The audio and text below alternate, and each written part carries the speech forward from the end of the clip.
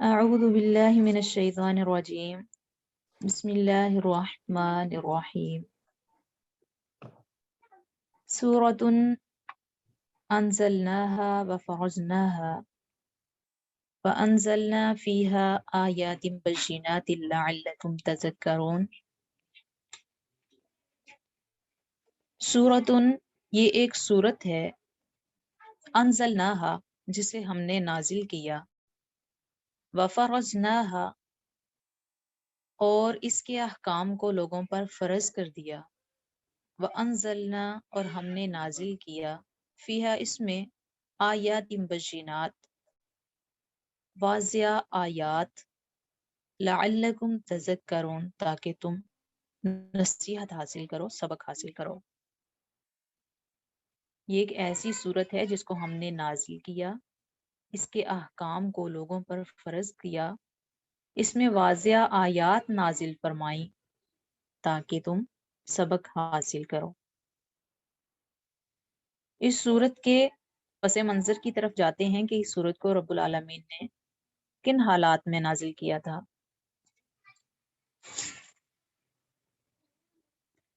سورۃ النور جو ہے یہ غزوہ بنی مستلق کے بعد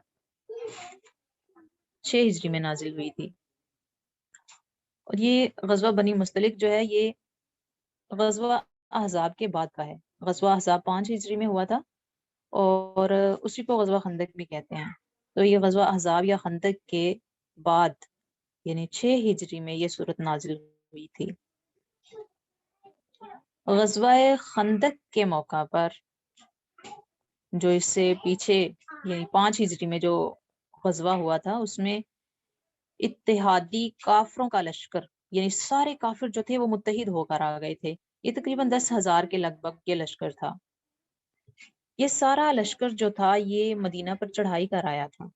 یہ لشکر 1 ماہ کے بعد ناکام واپس لوٹا تھا جب یہ خندقیں کھودی گئی تھیں مدینہ کے اطراف میں۔ تو یہ تقریباً 1 مہینے تک انہوں نے مدینے کا محاصرہ کیے رکھا تھا، اس کے بعد یہ ناکام واپس لوٹا تھا۔ جب یہ لشکر ناکام واپس لوٹ گیا، اس موقع پر رسول اللہ صلی اللہ علیہ وسلم نے فرمایا تھا کہ آج کے بعد قریش ہم پر حملہ آور نہیں ہوں گے، بلکہ اب ہم ان پر حملہ آور کریں گے، جس کا واضح مطلب یہ تھا کہ اسلام اور اسلامی ریاست اتنی مضبوط ہو چکی تھی اور اپنے پاؤں پر قائم ہو چکی تھی، تو اس وجہ سے فرمایا تھا کہ آج کے بعد ہم قریش پر حملہ آور ہوا کریں گے، یعنی ہماری طاقت بڑھ گئی ہے، ہماری اسلامی ریاست مضبوط ہو چکی ہے، اور کفر کی تمام قوتوں جس میں مشرکین مکہ اور دوسرے مشرک عرب قبائل مدینہ کے یہود اور منافقین سب اس میں شامل تھے۔ اب اس میں اتنی سکت نہیں رہی تھی کہ سب مل کر مدینہ پر حملہ کر سکیں۔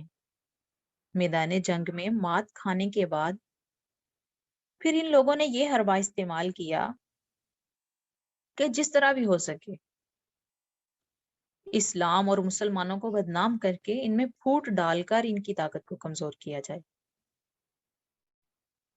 کیونکہ صورتحال ایسی بن چکی تھی نا کہ اب دیکھیں کہ سارے کافروں کا اتحاد ہو چکا تھا، سب مل کر مدینہ پر حملہ کرنے آئے تھے لیکن پھر بھی کامیاب نہیں ہوئے۔ تو اب انہوں نے سوچا کہ کامیابی جو ہے وہ ہماری طاقت پر مبنی نہیں ہے، بلکہ ہمیں مسلمانوں کو نکھارنا چاہیے، مسلمانوں کو نکھیڑنا چاہیے، ان کو جدا کرنا چاہیے۔ تو اب انہوں نے کوشش کی کہ مسلمانوں میں پھوٹ ڈالی جائے۔ منافق جو تھے چونکہ مسلمانوں کے اندر گھسے ہوئے تھے، اس لیے وہ اس سلسلہ میں سب سے اہم کردار ادا کر سکتے تھے۔ غزوہ بنی مستلق سے واپسی پر سفر کے دوران عبداللہ بن ابی جو منافقین کا سردار تھا، اس نے اسی سازش کو کامیاب کرنے کے لیے اس نے 2 کارنامے سر انجام دیے۔ پہلا تو یہ کہ اتفاق ایسا ہوا کہ انصار اور مہاجرین میں کچھ جھگڑا ہو گیا، تو عبداللہ بن ابی نے اس واقعے کو اتنی ہوا دی اور جاہلی حمیت سے کام لے کر انصار اور بالخصوص منافقوں کو اتنا برف افروختہ کیا کہ قریب تھا کہ ان میں لڑائی چھڑ جاتی۔ اتنا اس نے ان دونوں کو ابھارا لڑائی کے لیے، اس کی جو لڑائی کے دوران ان کی باتیں تھیں وہ ان کو غصہ دلا دلا کر، جو انہوں نے باتیں کی تھیں ان کے ذریعے سے دوسرے فریق کو غصہ دلا دلا کر اتنا ان کو ابھار دیا تھا، قریب تھا کہ ان میں لڑائی چھڑ جاتی. لیکن رسول اللہ صلی اللہ علیہ وسلم کو اس بات کی اطلاع ہوئی تو آپ صلی اللہ علیہ وسلم فوراً موقع پر پہنچ کر آپ نے حالات کو کنٹرول کر لیا. اس دوران عبداللہ بن ابئی جو تھا اس نے بہت نبی صلی اللہ علیہ وسلم کے بارے میں غلیظ الفاظ استعمال کیے. اس کا ذکر جو ہے وہ آگے سورۃ المنافقون میں آئے گا.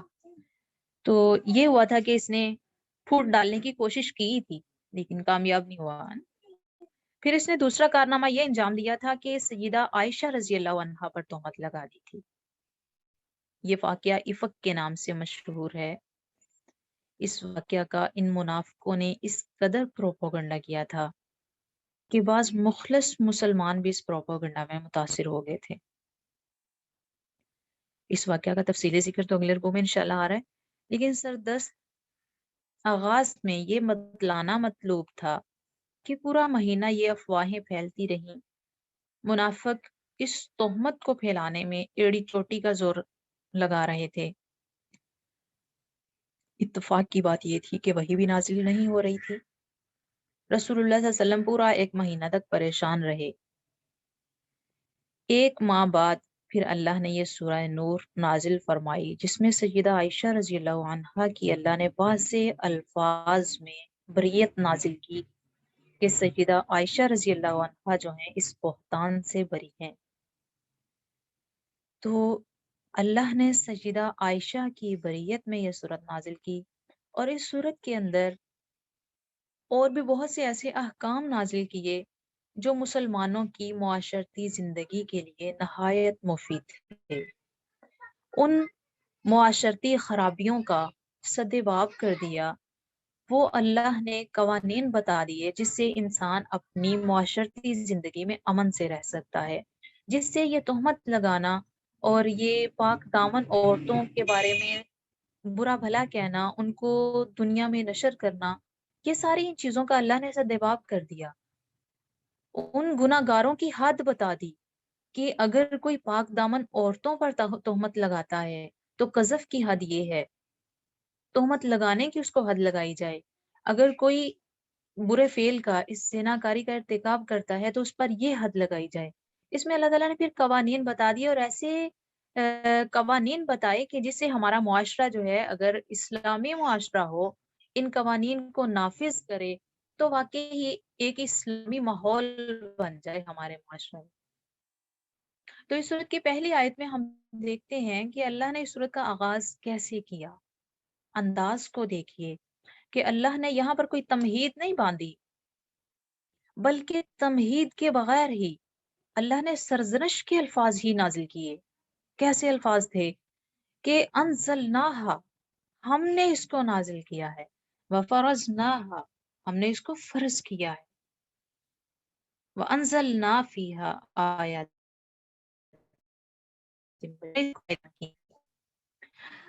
سٹارٹ پہ جمع متکلم کے سیغے ہیں کہ انزلنا، ہم نے نازل کیا، فرضنا، ہم نے فرض کیا، پھر کہا وانزلنا، یعنی اس صورت کو ہم نے نازل کیا. اس سے بات کی اہمیت پتہ چل جاتی ہے کہ یہ بات کس نے کی ہے. جس طرح بعض اوقات ہم اپنی بات سمجھانے کے لیے کہتے ہیں کہ میں نے تمہیں یہ کہا تھا. جب ہم کسی کو سختی سے اپنی بات منوانا چاہتے ہیں نا، کسی نے ہماری بات مانی نہ ہو یا بات ہم منوانا چاہتے ہیں، تو ہم کیا کہتے ہیں کہ میں نے تمہیں کہا، تم نے میری بات نہیں مانی. مطلب ہم اپنا سارا غصہ پھر اس پہ نکال دیتے ہیں. اللہ کا انداز پہ یہاں پر ڈانٹ ٹپٹ والا ہی سمجھیں کہ اللہ نے سٹارٹ پہ ہی اس بات کو 3 مرتبہ تکرار سے اللہ لے کے آئے ہیں کہ ہم نے نازل کیا، ہم نے فرض کیا. اس سے بات کی اہمیت پتہ چلتی ہے کہ رب العالمین اس صورت کو نازل کرنے والا ہے. کیا باقی صورتوں کو رب العالمین نے نازل نہیں کیا؟ نہیں، باقی صورتیں بھی اللہ رب العالمین کی نازل کردہ ہیں، لیکن یہاں پر اللہ نے انداز تھوڑا مختلف رکھا تاکہ اس صورت کو پڑھنے والا اگلی باتوں کو آنکھیں کھول کے، دماغ کھول کے پڑھے کہ اللہ نے نازل کی ہیں تو آخر کیسی باتیں تھیں جو اللہ نے ہمارے لیے نازل کی. اب اس میں جمع متکلم کا صیغہ ہے کہ اس میں نازل کردہ احکام کی اہمیت جو ہے اس سے واضح ہو جاتی ہے. پھر دوسری بات تھی کہ ہم نے اس کو فرض کیا. ان احکام کی حیثیت جو ہے یہ محض سفارشات کی نہیں ہے کہ ان پر عمل کیا تو ٹھیک ہے، نہ کیا تو کوئی بات نہیں، بلکہ کہا ہم نے ان احکام کو، بلکہ اس پر عمل کرنے کو ہم نے فرض کر دیا ہے۔ یہ ایسے احکام ہیں جس میں کسی قسم کا کوئی الجھاؤ نہیں ہے، کوئی ابہام نہیں ہے، کوئی حکم ایسا نہیں ہے جو مشتبہ ہو جائے، گڈ مڈ ہو جائے، اس کی سمجھ نہ لگے۔ کوئی حکم اس صورت میں ایسا نہیں ہے، بلکہ کہا انزلنا فیہا آیات بشینات، ہم نے اس میں بشن یعنی کھلم کھلی آیات نازل کی ہیں جو کسی سے ڈکی چھپی نہیں۔ کوئی یہ نہیں کہہ سکتا ہمیں فلاں بات کی سمجھ نہیں آئی تھی، یا فلانا حکم جو تھا وہ تو مشتبہ سا ہو گیا تھا، غلط ملط سا ہو گیا تھا، مجھے اس کی سمجھ نہیں لگی۔ نہیں، کوئی یہ نہیں کہہ سکتا، بلکہ کھلم کھلی آیتیں ہیں، واضح بشن آیتیں ہیں کہ ہر کسی کو معمولی سے معمولی عقل و دانش رکھنے والے کو بھی یہ سمجھ آ سکتی ہیں۔ لعلکم تذکرون، تاکہ تم اس سے نصیحت حاصل کرو۔ پھر اس میں سب سے پہلا حکم جو تھا وہ زنا سے متعلقہ ہی ہے۔ فرمایا الزانیۃ والزانی، زانیہ عورت، والزانی اور زانی مرد، فجلدو کل واحد منہما، فجلدو بس تم کوڑے مارو، کل واحد ہر ایک کو، منہما ان دونوں میں سے، خواہ مرد ہو یا عورت، دونوں میں سے ہر ایک کو کوڑے مارو۔ کتنے کوڑے؟ میاتا جلدہ، 100 کوڑے مارو۔ وَلَا تَأْخُذْكُمْ بِهِمَا رَأْفَةٌ فِي دِينِ اللَّهِ، وَلَا تَأْخُذْكُمْ اور نہ تم کو پکڑے، بِهِمَا ان دونوں کے معاملے میں، رأفتن کوئی نرمی، فی دین اللہ اللہ کے قانون، اللہ کے دین، یعنی ان دونوں پر اللہ کا قانون نافذ کرتے وقت ان دونوں پر تمہیں کوئی درس نہ آئے۔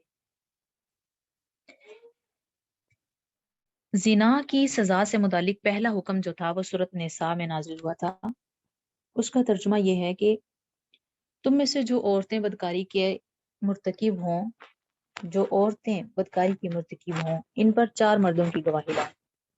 پھر اگر وہ چاروں گواہی دے دیں تو تم ایسی عورتوں کو گھروں میں بند کر رکھو حتیٰ کہ وہ مر جائیں، یا پھر اللہ ان کے لیے کوئی دوسری راہ مقرر کر دے۔ اور پھر جو 2 مرد تم میں سے اسی جرم کا ارتکاب کریں تو ان دونوں کو ایذا دو۔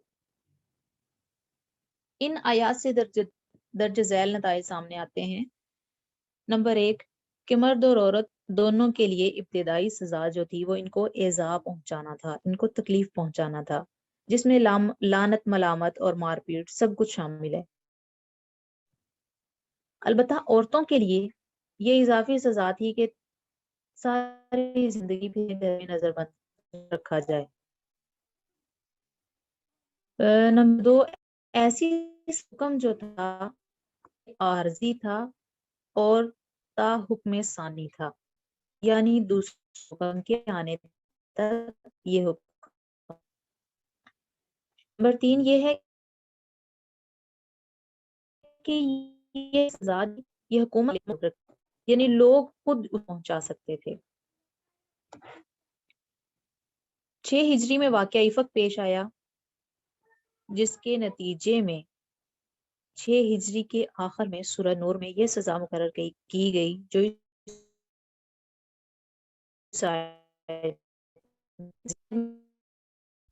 زانی کے لیے ہے، خواہ وہ مرد ہو یا اور زانیۃ والزانی فاجلدوا کل واحد منہما، زانیہ عورت ہو یا مرد، ان میں سے ہر ایک کو 100 کوڑے مارو۔ زنا کی مختلف اقسام ہیں، پھر ان میں فرق بھی ہے۔ کہا زنا کی پہلی قسم یہ ہے کہ کموارہ لڑکا یا لڑکی زنا کریں۔ اس قسم کے زنا کو پہلی شریعتوں میں بھی معیوب ضرور سمجھا جاتا رہا ہے، لیکن قابل دست اندازی سرکار جرم نہیں سمجھا جاتا تھا، یعنی ایسا جرم نہیں سمجھا جاتا تھا کہ جو پھر حکام تک پہنچایا جائے۔ سابقہ شریعتوں میں بھی ایسے زنا کی سزا نسبتاً کم تجویز کی گئی تھی، لیکن دوسری قسم ایسی ہے کہ کوئی کموارہ جو ہے وہ کسی شادی شدہ عورت سے زنا کرے، یا کوئی شادی شدہ مرد جو ہے وہ کسی کنواری عورت سے زنا کرے۔ تیسری قسم یہ ہے کہ فریقین جو ہیں وہ دونوں شادی شدہ ہوں۔ یہ قسمیں جو ہیں یہ سابقہ تہذیبوں اور اعلیٰ حاصل قیاس شریعتوں میں بھی ایسے جرائم سمجھے جاتے رہے ہیں کہ جن میں حکومت بھی مداخلت کر سکتی ہے، اور فریقین میں سے ہر کسی کو یہ حق بھی حاصل تھا کہ وہ ایسا دعویٰ عدالت میں لے جائے۔ مثلاً کوئی شخص جو ہے وہ کسی شادی شدہ عورت سے زنا کر کے پیدا ہونے والے بچے کی تربیت کا سارا بوجھ بھی شادی شدہ عورت کے خاوند پر ڈال دیتا ہے، پھر اس کی وراثت میں بھی اسے حصہ دار بنا دیتا ہے۔ اسی طرح اگر شادی شدہ مرد جو ہے وہ زنا کرتا ہے، اس کی بیوی اس کا یہ فعل برداشت نہیں کرتی تو وہ عدالت میں پہنچ جاتی ہے، اور اگر فریقین شادی شدہ ہوں تو اور بھی زیادہ تمدنی اور خاندانی جھگڑے پیدا ہوتے ہیں۔ اسلامی شریعت کا امتیازی کارنامہ یہ ہے کہ اس نے صرف زنا کو ہی اصل جرم قرار دے کر اس کی سزا مقرر کر دی جو قرآن میں مذکور ہے، اور یہ کم سے کم سزا ہے۔ یہ تو واضح ہے کہ محض زنا صرف کنوارے جوڑے کی صورت میں ہی ہو سکتا ہے۔ ایسا زنا خواہ فریقین کی رضامندی سے بھی ہو تب بھی انہیں 100 کوڑے کی ذرا سزا جو ہے وہ ضرور ملے۔ زنا کو روکنے کے لیے اسلام نے کیا کردار انجام دیا ہے؟ اسلام نے سب سے پہلے فحاشی کے ذریعے کا سدباب کیا۔ سورہ احزاب میں اس صورت سے جو تقریباً 1 سال پہلے نازل ہوئی تھی، اس صورت میں مسلمان عورتوں کو حکم دیا کہ وہ محرم رشتہ داروں کے علاوہ کسی کے سامنے اپنی زیب و زینت ظاہر نہیں کر سکتی۔ ان کا اصل مقام جو ہے وہ گھر ہے، لہٰذا وہ دور جاہلیت کی طرح گھر سے باہر اپنی زیب و زینت کا اظہار بھی نہیں کر سکتی، اور اگر ضرورتاً جانا بھی پڑے تو بڑی چادر اوڑھ کر ہی جا سکتی ہیں، جس کو جلباب کہا جاتا ہے، کہ سر سے لے کے پاؤں تک عورت جو ہے وہ چادر میں ڈھانپی ہو۔ پھر اس سورۃ نور میں مزید ایسے بہت سے احکامات دیے گئے جو فحاشی کا سدباب کرتے ہیں، یعنی زنا تک نوبت پہنچنے کو روکتے ہیں کہ زنا تک نوبت پہنچے ہی نہ۔ پھر یہ حکم دیا گیا کہ معاشرے میں جو لوگ اکیلے ہیں، مجرد ہیں، خواہ وہ خواتین ہوں یا مرد ہوں، غلام ہوں یا لونڈیاں، بیوہ ہوں یا مطلقہ عورتیں، یا ایسے مرد ہوں جن کی بیویاں فوت ہو چکی ہوں، ان سب کے نکاح کر دیے جائیں، کیونکہ نکاح ایک ایسا ذریعہ ہے جس سے انسان جو ہے اپنی نظر کی حفاظت کر لیتا ہے۔ نکاح سے آدھا دین مکمل ہو جاتا ہے، اسی لیے تو اس کو آدھا دین کہا ہے۔ انسان کتنے گناہوں سے بچتا ہے۔ تو باجی آپ کی بات کاٹ رہی ہوں، آواز تھوڑی کم ہوگی ہے، اونچی کر لیجیے، مائک قریب کر لیجیے اسپیکر۔ تو اللہ رب العالمین نے قرآن میں نکاح پر زور دیا کہ نکاح کیے جائیں۔ معاشرے کے اندر جو بھی مرد و خواتین نکاح کے قابل ہو چکے ہیں، بالغ ہو چکے ہیں، ان کا نکاح کر دیا جائے۔ مطلقہ، طلاق یافتہ، بیوہ عورتوں کا، غلاموں کا، لونڈیوں کا نکاح کر دیا جائے، تاکہ فحاشی تک نوبت پہنچے ہی نہ۔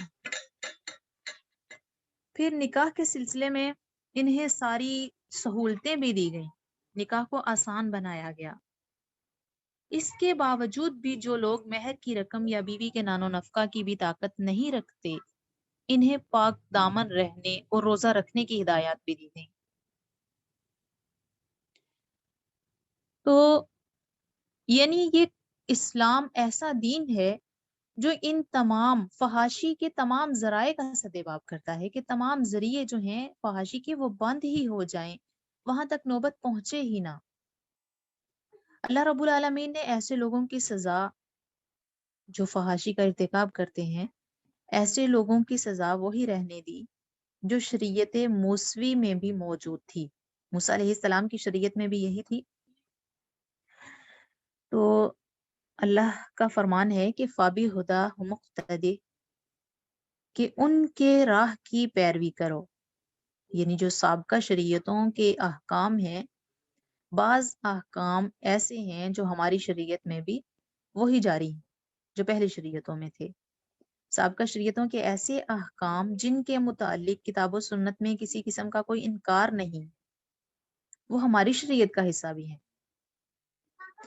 اس کی ایک مثال تو یہی رجم ہے، اور دوسری مثال جو ہے وہ قصاص اعضاء و جوارح کا، کہ جو سورۃ مائدہ میں آتی ہے. یعنی اللہ پاک نے تورات میں یہ لکھ دیا کہ جان کے بدلے جان، آنکھ کے بدلے آنکھ، ناک کے بدلے ناک، کان کے بدلے کان، دانت کے بدلے دانت، اور زخموں کا قصاص ہوگا. یہ حکم بنی اسرائیل کو دیا گیا تھا. مسلمانوں کو اعضاء و جوارح کے قصاص کے متعلق الگ کوئی حکم نہیں دیا گیا. اس کے باوجود یہ احکام ہماری شریعت کا حصہ بھی ہیں، اور رسول اللہ صلی اللہ علیہ وسلم نے اسی کے مطابق فیصلے بھی صادر فرمائے.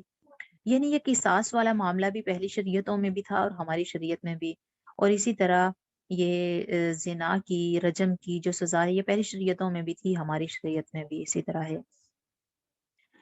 تو شادی شدہ جوڑے کا رجم جو ہے یہ رسول اللہ صلی اللہ علیہ وسلم نے بھی یہ پہلی شریعت کے مطابق فیصلہ کیا تھا، جب نبی صلی اللہ علیہ وسلم کے پاس ایک یہودی اور یہودن کے زنا کا مقدمہ آپ کے پاس آیا تھا. تو یہ دونوں شادی شدہ تھے. یہود یہ مقدمہ آپ صلی اللہ علیہ وسلم کے پاس اس غرض سے لائے تھے کہ موسوی شریعت میں اس کی سزا رجم ہے. یہودیوں کی شریعت میں اس کی سزا جو تھی وہ رجم تھی. انہوں نے سمجھا کہ شاید شریعت اسلامیہ میں اس میں کچھ تخفیف ہو، اس وجہ سے وہ اپنا مقدمہ جو تھا وہ نبی صلی اللہ علیہ وسلم کے پاس لے کے آئے. پھر انہوں نے یہ بھی کہا کہ اگر یعنی یہ سوچ کے لے کے آئے تھے کہ اگر اس کا فیصلہ رجم کی صورت میں دیا جائے تو قبول نہ کرنا، اگر اس کے علاوہ کوئی اور فیصلہ دیا جائے تو قبول کر لینا. آپ نے یہود سے تورات منگوائی تو اس میں رجم کا حکم موجود تھا. پھر ان کے ایک بہت بڑے عالم جو تھے ابن سوریہ، اس کو بلا کر شہادت لی تو اس نے بھی اعتراف کیا کہ شادی شدہ مرد اور عورت کی زنا کی سزا جو ہے وہ رجم ہے.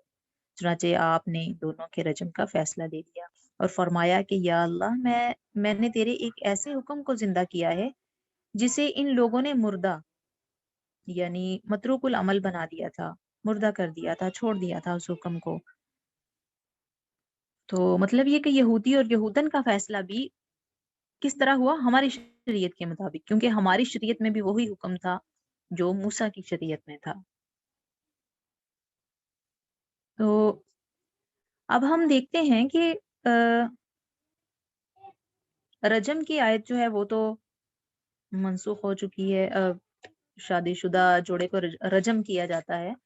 یہاں پر 100 کوڑے مارنے کی سزا ہے نا، کہ فَجْلِدُوا كُلَّ وَاحِدٍ مِّنْهُمَا، ان دونوں میں سے ہر ایک کو 100 کوڑے مارو. تو یہ حکم جو ہے یہ کنوارے مرد اور عورت کے لیے ہے، لیکن شادی شدہ کے لیے رجم ہے. رجم کی آیت بھی پہلے کتاب اللہ میں مذکور تھی، پھر وہ منسوخ کر دی گئی. تو اس بات پر اعتراض کیا جاتا ہے کہ اگر یہ قرآن میں موجود تھی تو پھر کہاں گئی؟ تو اس بات کے اس اعتراض کا جواب یہ ہے کہ وہ آیت منسوخ ہو چکی ہے. اللہ پاک نے اس کو منسوخ کر دیا، یعنی اس کے حکم کو اٹھا لیا. یہ ناسخ و منسوخ کی بحث جو ہے یہ ایک لمبی بحث ہے، یہ سورہ بقرہ میں ہے. تو بہرحال یہاں پہ ہم اس لمبی بحث میں نہیں پڑیں گے. ناسخ اس کو کہتے ہیں کہ جو اللہ تعالی کسی آیت کو منسوخ کر کے اس کے حکم کو اٹھا لیتے ہیں تو اس کی جگہ پر کوئی نیا حکم نازل کر دیتے ہیں. تو ہم نے یہاں پر صرف اتنی ہی بات کو ہم لازمی سمجھتے ہیں کہ جب اللہ تعالیٰ خود فرما دیتے ہیں کہ سَنُقْرِئُكَ فَلَا تَنْسَىٰ إِلَّا مَا شَاءَ اللَّهُ، یعنی جب ہم آپ کو پڑھائیں گے جو آپ کو فراموش نہیں ہوگا، جو آپ بھولیں گے نہیں، مگر وہی بھولیں گے جو اللہ چاہے گا. اس کا مطلب یہ ہے کہ اللہ تعالیٰ نے نبی صلی اللہ علیہ وسلم کے سینے میں یہ قرآن خود راسخ کیا، خود پختہ کیا، پھر فرمایا کہ یہ قرآن آپ کو بھولے گا نہیں، لیکن وہی بھولے گا جو ہم بھلانا چاہیں گے۔ تو پھر اعتراض کی باقی گنجائش باقی ہی نہیں رہ جاتی کہ اللہ نے کسی حکم کو اٹھا لیا تو اس کی جگہ پر کوئی نیا حکم نازل کر دیا۔ ہم کون ہوتے ہیں اللہ کی کتاب پر اعتراض کرنے والے کہ اللہ نے یہ حکم پہلے تھا تو اب کیوں نہیں ہے، یہ اس کتاب میں یہ نقص ہے، اس کتاب میں یہ عیب ہے کہ کوئی حکم پہلے نازل کیا جاتا ہے پھر اٹھا لیا جاتا ہے۔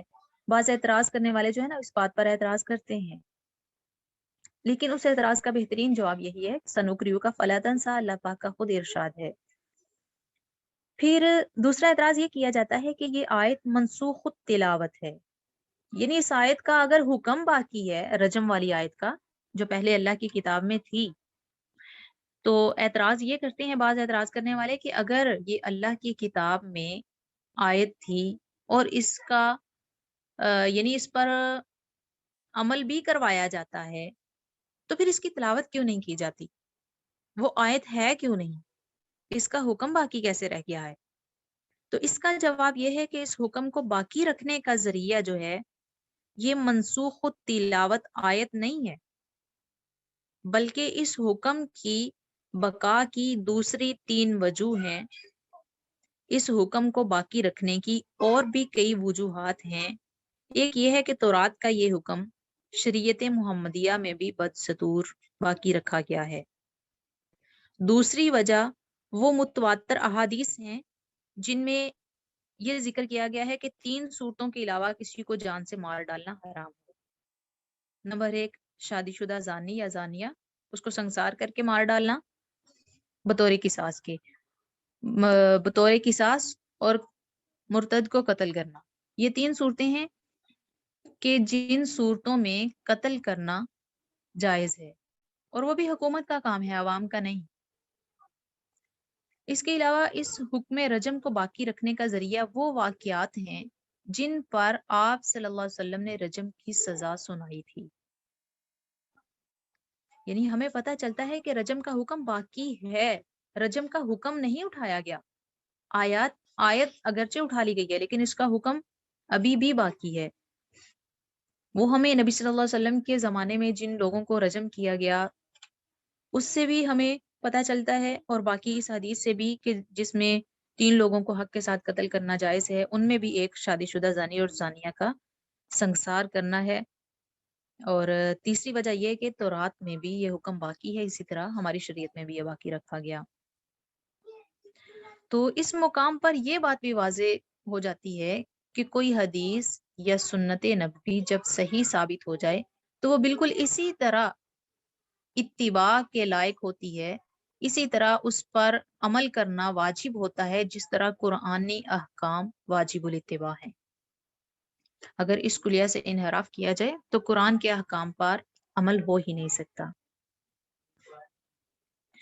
تو اس کے ضمن میں بہت سے واقعات ہیں کہ جب نبی صلی اللہ علیہ وسلم نے زانیوں کو رجم کروایا، اس میں مائز بن مالک اسلمی کے رجم کا واقعہ جو بخاری میں بھی کئی ابواب کے تحت مذکور ہے، ہم خلاصہ بیان کرتے ہیں کہ سیدنا ابو ہریرہ رضی اللہ عنہ فرماتے ہیں کہ ایک شخص رسول اللہ علیہ وسلم کے پاس آیا۔ یہ مائز بن مالک تھے جو نبی صلی اللہ علیہ وسلم کے پاس آئے تھے۔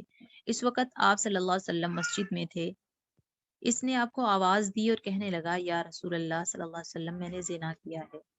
آپ صلی اللہ علیہ وسلم نے اس کی طرف سے منہ پھیر لیا، یہاں تک کہ اس نے 4 مرتبہ یہی الفاظ کہے۔ جب اس نے 4 مرتبہ اپنے خلاف گواہی دی تو نبی صلی اللہ علیہ وسلم نے اسے اپنے پاس بلا کر پوچھا کہ کیا تو مجنون تو نہیں؟ وہ کہنے لگا نہیں۔ پھر آپ صلی اللہ علیہ وسلم نے فرمایا، تیرا نکاح ہو چکا ہے؟ اس نے کہا جی ہاں۔ پھر آپ صلی اللہ علیہ وسلم نے کہا کہ نکاح کے بعد صحبت کر چکا ہے؟ اس نے کہا جی ہاں۔ پھر آپ صلی اللہ علیہ وسلم نے کہا کہ شاید تو نے بوسہ لیا ہوگا یا مساس کیا ہوگا یا آنکھ سے دیکھا ہوگا؟ اس نے کہا نہیں یا رسول اللہ۔ پھر آپ صلی اللہ علیہ وسلم نے صاف صاف الفاظ میں بھی پوچھا کہ کیا تو نے دخول کیا تھا؟ اس نے کہا ہاں۔ تب آپ صلی اللہ علیہ وسلم نے صحابہ سے فرمایا کہ اس کو لے جاؤ اور رجم کرو۔ پھر ہم لوگوں نے اس کو عیدگاہ میں لے جا کر رجم کیا۔ جب اس سے پتھر پڑے تو وہ بھاگ کھڑا ہوا۔ ہم نے اسے مدینہ کے پتھریلے میدان میں جا پکڑا اور اسے رجم کر ڈالا۔ بعد میں اس واقعے کی اطلاع آپ کو دی گئی تو آپ صلی اللہ علیہ وسلم نے فرمایا کہ جب وہ باغ کھڑا ہوا تھا تو تم نے اسے چھوڑ کیوں نہیں دیا؟ تم اسے چھوڑ دیتے۔ تو یہاں پر بھی اس واقعہ کے اندر بھی یعنی یہ حدیث بھی ہمیں ملتی ہے رسول اللہ صلی اللہ علیہ وسلم کے زمانے سے کہ نبی صلی اللہ علیہ وسلم نے رجم کروایا تھا۔ اسی طرح ایک اور روایت ہے، سیدنا عبداللہ بن عمر بیان کرتے ہیں کہ آپ صلی اللہ علیہ وسلم کے پاس ایک یہودی اور یہودن لائے گئے جنہوں نے بدکاری کی تھی۔ تو آپ صلی اللہ علیہ وسلم نے یہودیوں سے پوچھا کہ تم اپنی کتاب میں اس کی کیا سزا پاتے ہو؟ تو وہ چونکہ ان کو رجم کی سزا نہیں دینا چاہتے تھے تو کہنے لگے کہ ہمارے عالموں نے منہ کالا کرنا اور پھر اس کو گدھے پر بٹھانا اور اس طرح یعنی ذلیل و خوار کرنا جو ہے وہ اس کی سزا بتلائی ہے۔ تو عبداللہ بن سلام کہنے لگے کہ یا رسول اللہ ان سے تورات منگوائیے۔ یہ تورات کے عالم تھے نا، ان کو پتا تھا کہ تورات میں یہ حکم نہیں ہے جو یہ بتا رہے ہیں۔ تورات لائی گئی تو ایک یہودی رجم کی آیت پر ہاتھ رکھ کر اس سے پہلے اور بعد کی آیتیں پڑھنے لگا۔ عبداللہ بن سلام نے کہا ذرا اپنا ہاتھ تو اٹھاؤ۔ جب اس نے ہاتھ اٹھایا تو نیچے رجم کی آیت موجود تھی۔ پھر آپ صلی اللہ علیہ وسلم نے حکم دیا تو وہ دونوں رجم کیے گئے۔ اسی طرح سیدنا ابو ہریرہ رضی اللہ عنہ اور زید بن خالد دونوں کہتے ہیں کہ ہم ایک دفعہ رسول اللہ علیہ وسلم کے پاس بیٹھے تھے، اتنے میں ایک شخص جو تھا وہ کھڑا ہوا کہنے لگا یا رسول اللہ میں آپ کو اللہ کی قسم دیتا ہوں کہ آپ کتاب اللہ کے مطابق ہمارا فیصلہ فرمائیں۔ یہ سن کر دوسرا فریق جو کچھ زیادہ سمجھدار تھا وہ کھڑا ہوا کہنے لگا ہاں یا رسول اللہ ہمارا فیصلہ جو ہے کتاب اللہ کے مطابق کیجیے، یہ بات کرنے کی مجھے اجازت ہے۔ آپ صلی اللہ علیہ وسلم نے فرمایا اچھا بتاؤ۔ وہ کہنے لگا میرا بیٹا اس شخص کے پاس نوکر تھا، اس نے اس کی بیوی سے بدفعلی کی، میں نے 100 بکریاں اور ایک غلام بطور فدیہ اسے دیا ہے۔ اس کے بعد میں نے کئی عالموں سے یہ مسئلہ پوچھا ہے، وہ کہتے ہیں کہ تیرے بیٹے کو 100 کوڑے پڑیں گے اور 1 سال کی جلاوطنی ہوگی اور اس کی بیوی کو رجم کیا جائے گا۔ آپ صلی اللہ علیہ وسلم نے یہ سن کر فرمایا اس پروردگار کی قسم جس کے قبضہ میں میری جان ہے، میں کتاب اللہ کے مطابق تم دونوں کا فیصلہ کروں گا۔ 100 بکریاں اور غلام جو تو نے دیا ہے تجھے واپس کیا جائے گا اور تیرے بیٹے کو 100 کوڑے اور 1 سال کی جلاوطنی کی سزا ہے۔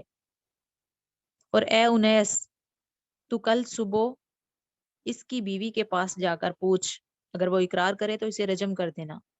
چنانچہ دوسرے دن انیس نے اس کی عورت کے پاس گئے، اس سے اقرار لیا، اس نے اقرار کر لیا تو انیس نے اسے رجم کر دیا۔